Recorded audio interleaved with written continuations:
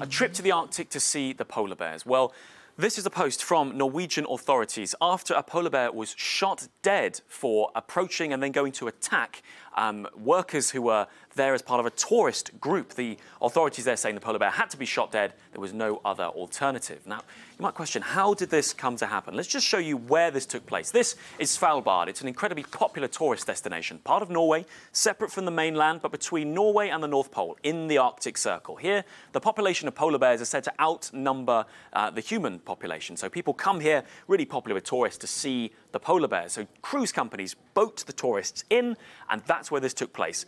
These workers were going aboard Phipps Island, that's an island there, when the polar bear was said to approach them on the beach. The cruise company then saying they had no choice. They tried to scare away the polar bear. It went to attack one of their workers and had to be shot dead. This defence of using deadly force. Well, needless to say, that set off a huge conversation online. People are still writing about this today. This took place on the weekend. And people questioning that logic of, we had to shoot the polar bear.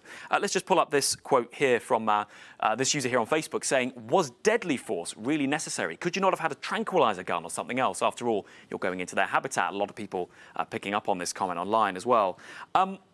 Other people, including Ricky Gervais, basically saying, well, actually, the whole situation, what do you mean you had no choice? The whole situation could have been avoided. If humans stay out of the habitats of polar bears, then you won't find humans injured or polar bears shot dead. But other people, perhaps coming down on the side of the cruise company, saying, well, look, it's not great. This user here saying, I'm not being thick, and, you know, perhaps suggesting I'm no expert on this, but if it comes down between the life of an animal or the life of a human, what are you to do? The guard was taken to hospital for non-life-threatening injuries and is recovering. But now, obviously, that polar bear is dead, and it set off a huge conversation about this kind of tourism. This kind of tourism in a region that, as we pointed out, for so long has been perhaps off the tourist map, but now is becoming hugely popular. And that image of the polar bear being shared around the world after it was shot dead. What do you think?